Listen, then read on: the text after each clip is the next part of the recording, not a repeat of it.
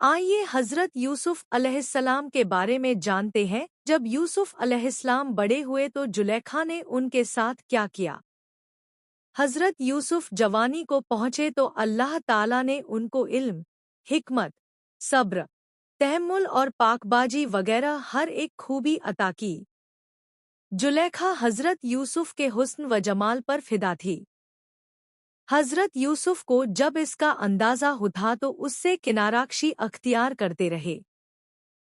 जुलेखा खुद भी निहायत हसीन जमील थी।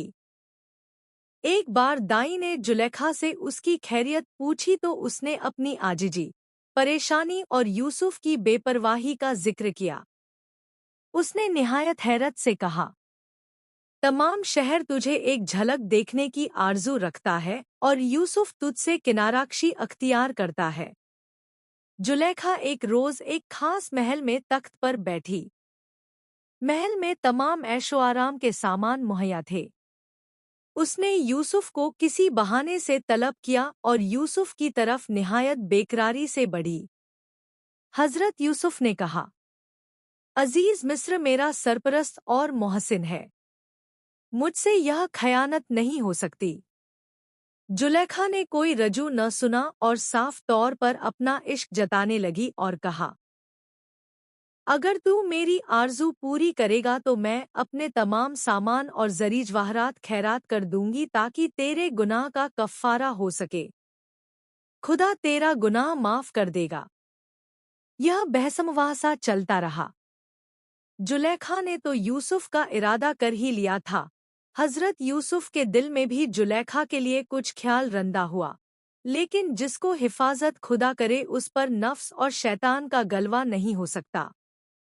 हज़रत यूसुफ खुदाई और दलील की वजह से बुराई से बचे रहे और जुलेखा से हाथ छुड़ाकर कमरे से भाग लिए। जुलेखा भी पीछे दौड़ी और यूसुफ की कमीज पीछे से पकड़कर खींचा। कमीज पीछे से फट गई और हज़रत यूसुफ दरवाजे से बाहर निकल गए। पीछे पीछे जुलेखा भी बाहर भाई। बाहर निकलते ही देखा कि अजीज मिस्र सामने खड़ा है। हज़रत यूसुफ तो खामोश खड़े रहे, लेकिन जुलेखा ने अपनी गुनाह मिटाने के लिए कहा, उस शख्स की क्या सजा है जो तेरे घर से बुराई का इरादा करे। ऐसे शख्स को क्या सजा मिलनी चाहिए। हज़रत यूसुफ ने कहा, मैं बेगुनाह हूँ, इसी ने मुझ पर डोरे डालने चाहे। इस मौके पर खुदा का खास करम हुआ। एक बच्चे ने हज़रत यूसुफ की सच्चाई और पाकजी की गवाही दी। उस बच्चे ने कहा, अगर कमीज पीछे से फटी है तो जुलेखा झूठी और यूसुफ सच्चे हैं, और अगर कमीज सामने से फटी है तो जुलेखा सच्ची और यूसुफ झूठ है। देखा गया तो कमीज पीछे से फटी थी। इस तरह हज़रत यूसुफ की परहेजगारी और जुलेखा का कसूर जाहिर हुआ।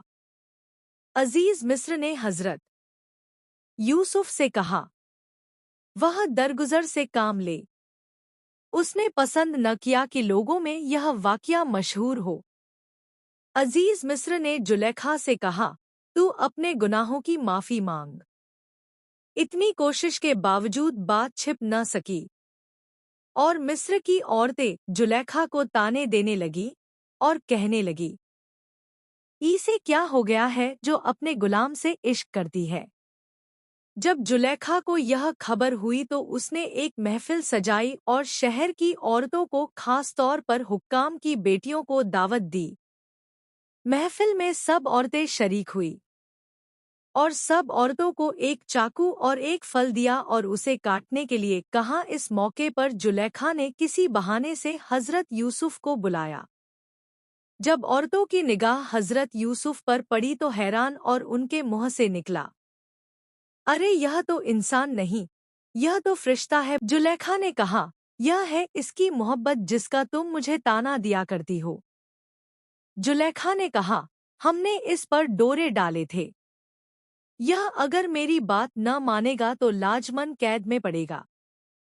सारी औरतें अपने घरों को वापस हो गईं, मगर दो औरतें जो रुकी रहीं, उनका इरादा था कि यूसुफ को राह पर लाकर रहेंगी। उन्हें ज़बानी और मीठी बातों पर बड़ा भरोसा था। वह इस बात को नहीं जानती थी कि यूसुफ वह पाकबाज शहबाज है जो हवा और हवस के जाल में नहीं फंस सकता। एक ने जाकर यूसुफ से कहा, तू जुलेखा की बात क्यों नहीं मानता? तू अगर आफताब है तो वह किसी चांद से कम नहीं। तेरी भलाई इसी में है कि जुलेखा को नाउम्मीद न कर। हजरत यूसुफ ने कुछ ऐसी नसीहत फरमाई कि वह औरत हैरान और खामोश होकर वापस आ गई। इसके बाद दूसरी औरत ने जाकर हजरत यूसुफ से कहा, अगर तूने जुलेखा की आरजू पूरी न की और अपनी जिद पर कायम रहा तो जल्द ही कैदखाने में डाल दिया जाएगा। हजरत यूसुफ को डराने धमकाने का कुछ भी असर न हुआ। ये औरतें भी नाकाम वापस हो गईं। इन तमाम बातों से हजरत यूसुफ ने तंग आकर जनाब इलाही में फरियाद की, खुदा बंदा, जिस चीज़ की तरफ ये औरतें मुझे बुलाती है उससे अच्छा तो मेरे लिए कैदखाना ही होगा। इस गुलिस्तान से बेहतर तन्हाई है।